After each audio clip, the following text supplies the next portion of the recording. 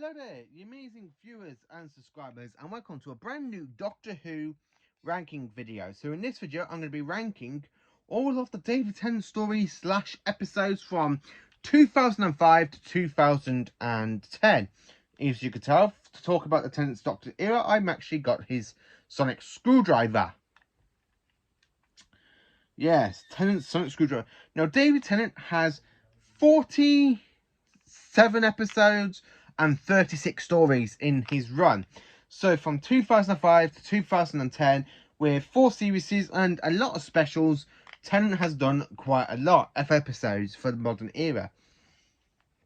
Now, Tennant is my least favourite Doctor. I don't really like his story. Some of these I do like. There's literally a lot I do think that are a masterpiece, and mainly from series 4. But I really don't like series 2 because I hate the whole lovey-dovey crappy stuff with him and Rose. I don't mind it with I don't really like it with Martha, which is really why I really don't like series 3 that much. So let's get into this. So for the bad category, so like I've done for my other Doctor Who ranking videos, I put these in bad, okay, good, great, and masterpiece. And I'm going to explain to you why I think these are bad. Each bit of a discussion as well with them. So the very first episode of David Tennant I've actually put in bad is the Christmas Invasion. Yeah, this one is pants. I really don't like this story. The cigarettes are pretty good as a villain. I do like the whole design and stuff, but the Doctor just spends a lot of time in this episode just lying in bed, talking, coming around, pointing a screwdriver at the robot Santas. Then he collapses again, and then, then so on. And then it gets a cup of tea spilt in the TARDIS. It brings him back, and he remembers his memory and stuff. Yeah, this one's not really a great story for any Doctor to open. That's the one thing I don't like about the Christmas Invasion. Also, for bad, I have put New Earth. Yes, the series 2 opener, series opener. This one, I really don't like it. It brings back Lady Cassandra for no reason. No reason at all. I don't understand why they brought her back. She jumps into Rose's body, then she tries to release all the diseases, and then she kisses. You have that stupid awkward bit with Cassandra in Rose's body kissing the Doctor, and you have that stupid comment with the Doctor just going, "Yep, still got it." The cat people are really good design, and the only good thing about this is the face of Bo stuff. He goes, "We will meet again, Doctor, for the 3rd time and for the last time, and the truth shall be told." That's it. Also for bad, I have put the Idiot's Lantern. Yeah, Idiot's Lantern is terrible. I hate the Wire, who goes around screaming through people's telescreens going, "Angry!" And the way she nicks people's faces. I really don't like that episode. The only good thing about it is the character Tommy. He's actually quite good, and David Tennant is really good in this episode as well. It's just a shame it's bad. It's badly written. Again, for series 2, I'm afraid I have to say this. It is Love and Monsters. Yes, the one with Peter Kay, painted green, faces all over his body, running around in his underpants in the streets of London after Elton. Yeah, that's the way I can actually describe this episode, because nothing really happens about it. It's literally just a bit of talking. You have a bit with the Doctor, with Rose, with Elton there, and the Doctor talks about with the Hoyks, and he goes, "Come on, go and get the lovely steak. Come on." I said, "Run now!" Yeah, that's how I feel about Love and Monsters. It's not a great episode. The only good thing about it is you got Peter Kay, who's a good comedian. I do quite like his stuff he does. I've watched quite a few of his stand-up comedy stuff. But I don't like Love and Monsters. I really think this one is terrible. Also, I've put Fear Her from Series 2. Now, this one... The Doctor and Rose go to London in the Olympics in 2012. Now, what's so bad about this episode? We have a stupid kind of plant-like creature taking over this kind of girl. She's drawing. People disappear into her drawings. You have that stupid song saying, "Kookaburra sits in the old gum tree," something. I can't remember the bloody song. I don't remember that bit. Then you have the bit of the wardrobe daddy thing going, "I'm coming." Yeah, I really don't like Fear. Sorry. uh, Going into series 3 now, I have put Daleks of Manhattan and the Evolution of the Daleks, the two-parter. This is just crap. Crap. I really don't like this story. So you bring back the cult of Skara. How do they bring the cult of Skara back after the Epic of Doomsday? During 1930s London, 1930s New York. Sorry, don't know why I said London there. You got pig slaves, humans being transformed into pig slaves. You have that really kind of guy in the suit that gets eaten by Dalek Sec, and then he melts his DNA in with him, and he becomes a Dalek human hybrid. Very timey-wimey complicated stuff. Then you got the human Daleks underneath, and the Doctor gets gamma strike, and so on. Not a really great episode. Also, I've put the Lazarus Experiment from Series 3 with the Dalek 2-parter. The Lazarus Experiment, yeah, this one is really pants. The whole sort of thing about Lazarus becoming this kind of mutated human scorpion thing with really bad CGI. What is this episode about? I still don't recognise this episode. I don't like it. I really think it is absolutely bad, and I can't understand why the hell they thought this episode was good to go in Greenlight. What? And also for Series 3, I have put 42. Yeah, 42. Ugh. You know what 42 is. You got that spaceship orbiting the sun. You have the human Corin going around going, burn with me.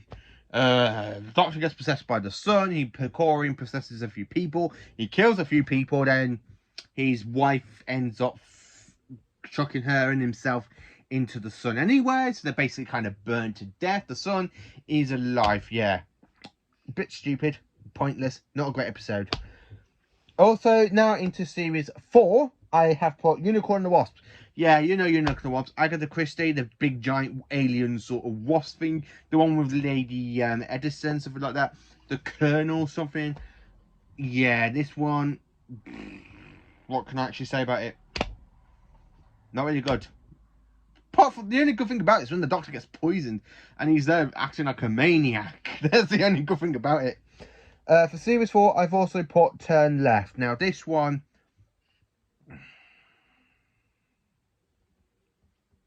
I really don't like Turn Left. I don't think it's good. It's a Donner episode. The Doctor dies. Titanic crashes into London. Something goes wrong with the big beetle creature thing. I haven't watched it in a long time.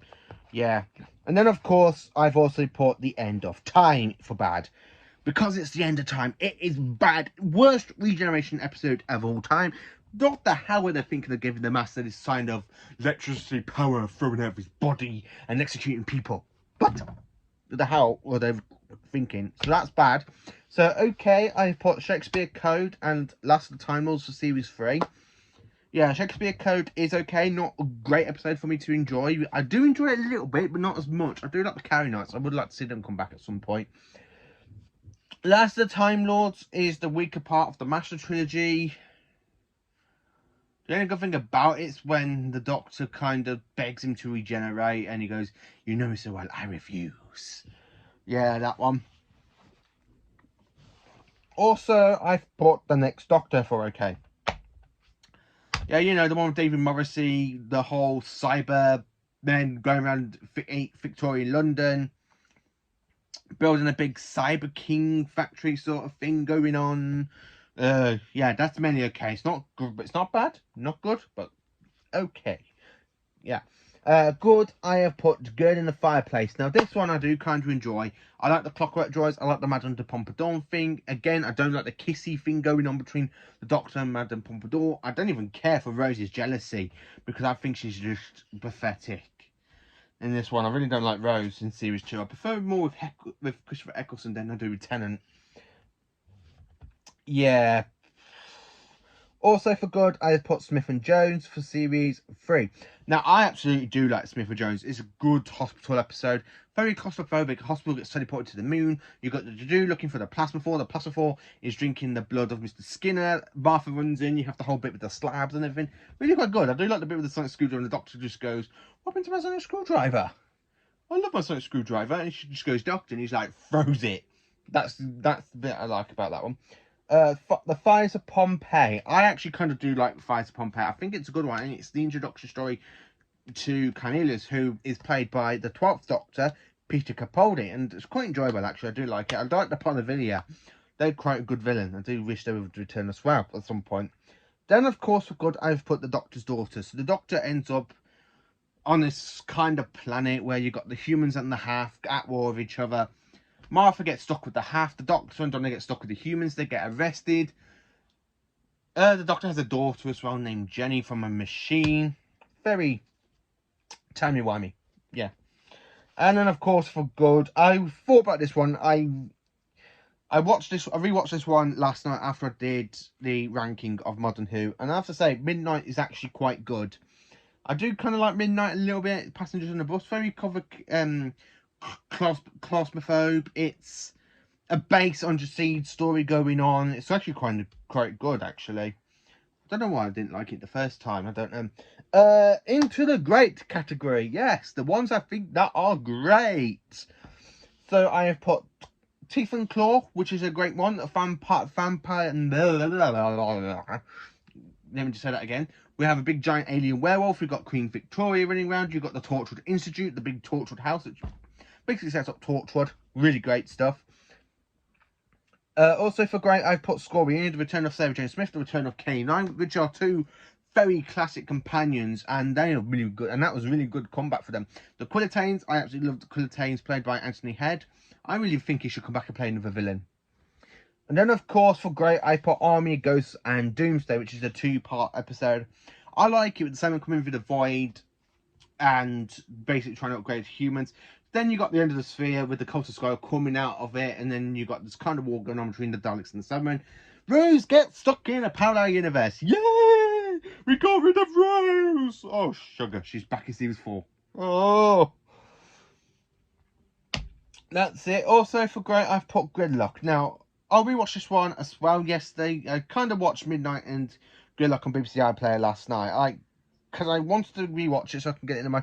I still stick what I said. I think the Macro could have been brought back a lot better and intelligent like they are in the Macro Terror. But unfortunately, we did get them back. And it was kind of a cool way they brought them back. I mean, they turned into savage beasts. So, yeah.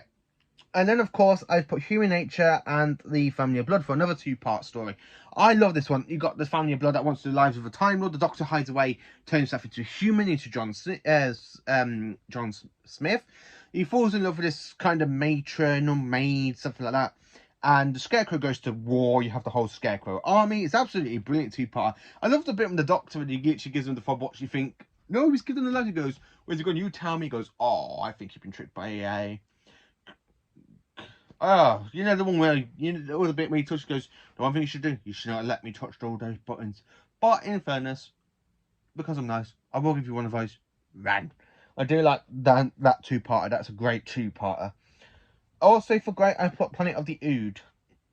I do like Planet of the Ood. It's a great episode, to be honest with you. The way you see the Ood turn this nasty, fictitious person become an Ood himself during like Tonic, and he's like, they're going, what have you done to me? Yeah, I just absolutely love that bit. The big giant brain. I do like the bit with the Ood as well. I read the one the Doctor saying, your song is ending soon. What does that mean? I do like Planet of the Ood. Great episode. And then, of course, for great, I don't know why I put this one for great. I really don't know why I put this one in for great, because I do know why. It's got the big giant metal creatures that can eat through metal, eat your entire whole planet. You guessed it, Planet of the Dead. They're really, really cool. I would like to see them come back at some point, but yeah, if the Doctor comes across them, they would basically eat the TARDIS, wouldn't they? So, no, that won't happen. But I do kind of like the design and stuff. The whole bit with the bus, I really think is total rubbish. I mean, spaceship bus, that's the only thing about that episode I don't like. So now we are into the stories that I think are masterpieces from David Tennant's run as the amazing 10th Doctor. So what are my favourite episodes? These episodes I do consider to be masterpieces from Tennant's run from series 2, 3, 4 and the specials. Now, just a little bit of a warning to you, there are a lot of stories from series 4 in this masterpiece section. There's only a couple from series 2 and there's a couple from series 3, but the mainly majority of these are from series 4, because I do think series 4 is the best sort of era. Series 4 is the best story, the best kind of era stuff. Now, going into masterpiece, I have put quite a few good stories in here. So I put Rise of the Cybermen and Age of Steel, which is the return of the Cybermen for modern era. You've got a parallel universe. Rose, Mickey, and Jack fall through the time vortex into a parallel universe. The Doctor's there trying to recharge the TARDIS, and then during this, you got this kind of mad lunatic named John Lunick. Basically, he is played by the one that plays Trigger in Only Fools Gnosis, and he also played Mr. Fudge, the Prime Minister, not Fudge, Flinch in Harry Potter and the Goblet of Fire as well. He's actually quite good as well there. I love the whole Cybermen. They're really great villains. I like the Cybermen. This is the best way they can actually bring them back. It's such a shame after this point they literally just get wasted a little bit, I do think. And then, of course, I have put the Impossible Planet and Satan's Pit for Series 2. That is the only 4 episodes of Series 2 I think are masterpieces. I love the whole thing with the return of the voice who does the voice of Sutek in classic Doctor Who. He's absolutely brilliant to come back and playing the Beast. You got the appearance of the Ood. I love the bit of the Ood. I like it to like a base on Just Siege story. I always like it with a base on Just Siege story. I mean, I love Troughton's run a lot more. That's why it's moved into my 3rd favourite Doctor. I will do a video of how I rank the Doctors as well, because my opinion on all the Doctors have changed. Because I absolutely do like how it was Peter Capaldi, but Troughton's moved up a lot. It's moved into 3rd place. I love Troughton's stories. It's a great based on Just Siege story. But I absolutely do like this based on Just Siege story, especially when you got the ties that fall down to the pit. That's kind of good. Next I've put The Runaway Bride, which was the only Christmas special at one point I absolutely enjoyed. Yeah, that's the only one I actually kind of enjoyed. I like the Ratnos, they're good design. They have appeared in Big Finish. Yeah, I've got my Big Finish CD somewhere in my room. I've got to find them out. I do like the return of the appearance of the Ratnos, the return of the robots. Santa Dudes, they're kind of cool. That's great. That's a good episode. I do like the bit with the motor as well, with the TARDIS in the taxi, and the TARDIS accidentally smashes into somebody's car. If he would have damaged it, smashed the glass or something. How would you like to claim this off your insurance? A big blue police box crashed into my car. What? Can you just imagine going to your insurance company? What happened to your back of the car? A police box flew into it. What? Are you on crack? Oh, that's the way I think I would have gone on with his insurance. Also, for Masterpiece, I have put Blink. Yeah, the very first appearance of the Weeping Angels is a fantastic episode. I like Savvy Spallow. It's just shame she never come back to be a full-time companion for the Doctor, because I think her and the Doctor would have really good chemistry. Now, also, I have put Utopia and Sound of the Drums. I kind of do like these 2 episodes. You've got Derek Jacobi playing the War Master in this. Well, you don't really know he's the War Master until Big Finish brought him Mr. War Master. But he's kind of, I do like him, like he's pretending to be human because he's put his soul, like the time of Christmas, inside the fob watch. I like the bit where you see the bit where the Doctor at the end with the Facebook going, "You are not alone," and you just have the Master going, "Don't worry, my dear, but one door closes, the other one must open." I love the bit with the Future Kind as well. They're great. I love the Future Kind. The way they go, human meat, my feast. I do like Utopia. Sounds of the Drums, I think that's a great story as well. I love the bit with after the Doctor like confuses the TARDIS time circuits, because he literally gets his Sonic and go like that, and the TARDIS kind of locks the coordinates between the last place the TARDIS, which was on Earth in present day. I actually kind of like that one as well.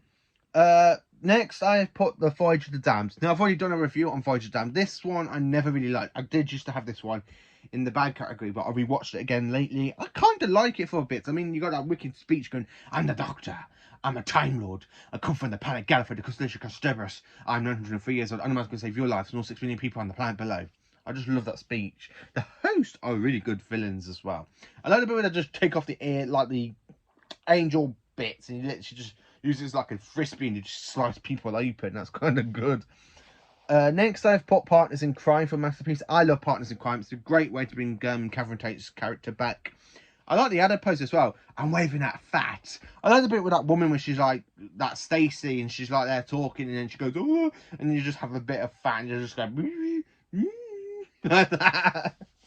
I do love the fat, the adipose when they pop out of that Stacey woman, because that's funny as hell. Next, I've put the Santoran Stratagem and Poison Sky, the Return of the Santarans. I love it. You got the whole Atmos system. You literally have Atmos like making Earth into a clone world for the Santarans, so they can actually breed their own army from Earth, so they can try and enter the war with the Rutans. I like it because I love the bit with the Doctor as well, where the Doctor sets up the device that goes through that whole atmosphere bit, destroy the atmosphere, and then you have Luke Rattigan swapping places with the Doctor, so the Doctor doesn't go and kill himself. So basically, Luke Rattigan sacrifices himself to save the Doctor's life, but he kills the Santarans in the process.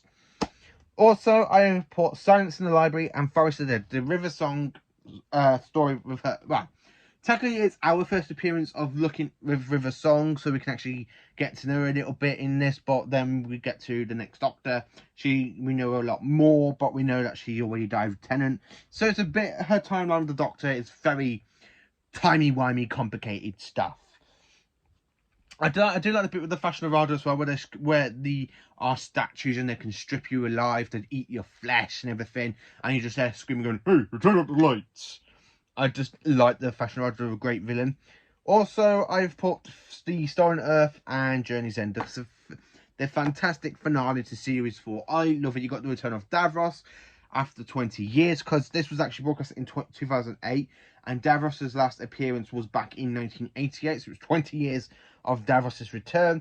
You have a new Dalek Supreme, you got a new Dalek Empire created out of Davros. They've stolen all 27 planets out of the sky. So the Doctor goes to do Cedric Proclamation, asking him for help, which I find really confusing now, because after watching The Timeless Children and The Fisher for the Jadoo, and they literally arrest the Doctor, after the Roof Doctor and they arrest Jodie's Doctor, why did not just arrest Tennant's Doctor there and then? That really makes no sense to me. Plot hole devices, Chidnor. You're just creating plot hole messes. You're messing up the kind of thing, because the Doctor went to Cedric Proclamation to go and ask for help with the Daleks. And what? You just make them arrest the Doctor at the end of Series 12. It makes no sense to me. Makes absolutely no sense. But I do like this finale. I like the bit how it's like a massive crossover between the Sarah Jane adventures with Sarah Jane Smith, with Mr. Smith the computer, with K9, and of course Luke Smith, and also the really, really cool like crossover with Torchwood as well, with Captain Jack Harkness, Graham Cooper, and Yanto Jones. Yes, I am a big Torchwood fan. I do love Torchwood. I've got a whole lot of them on Blu-ray in another part of my DVD collection. Not in the Doctor Who part. I've created another part of it for the spin-offs. Well, every single episode of Torchwood, I do like Torchwood. It's a great spin-off. And I love the bit where you have like the regeneration, the Doctor like getting shot by Dalek, putting the regeneration into the hand, and you get another new Doctor, a human Doctor this time. And Tennant plays the human version of the Doctor that he leaves with Rose Tyler. Yeah, that's kind of good. That coming off that episode a bit. Also, now for the very last episode I have put for Masterpiece, I have to say this: it is Waters of Mars. I just love the Waters of Mars. It is a great episode. I love the bit how the Doctors are there saying really must go. He's got to go.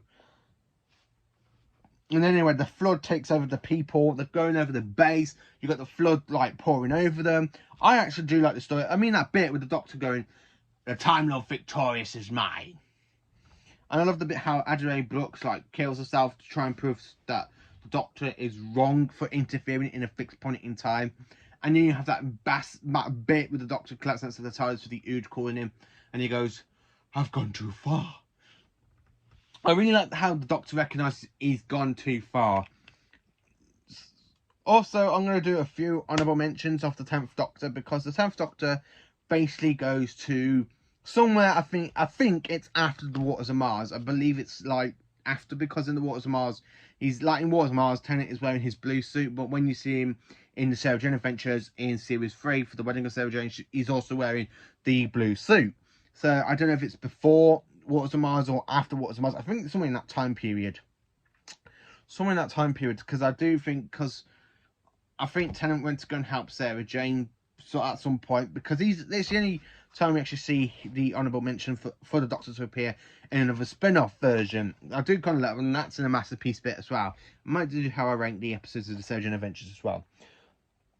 Also, for honourable mentions, I like to mention the Infinite Quest, because I do kind of like the Infinite Quest. And Balthazar is a great villain, and he's actually voiced by Anthony Head, and Anthony Head's really good for the villains. And of course, Dreamland for an honourable mention as well. I haven't ranked them because I don't really consider them as part of the original Doctor Who stuff, because they're literally not in the Blu-rays for some reason, or the DVD box sets. I think they're in Doctor Who the specials in the Blu-ray book, but in the bit, well, I haven't really got that one, so I can't really say where if that class is canon in the 10 Doctors run. But I'm literally going to on your mention them. So let me know in the comments what your favourite episodes are from the David Tennant era. How do you rank all of the David Tennant stories? What are your top 10 favourite episodes of the 10th Doctor? Thank you for watching. Have a great day. And I'm afraid I'm going to be off now. So join me tomorrow where I rank classic Doctor Who.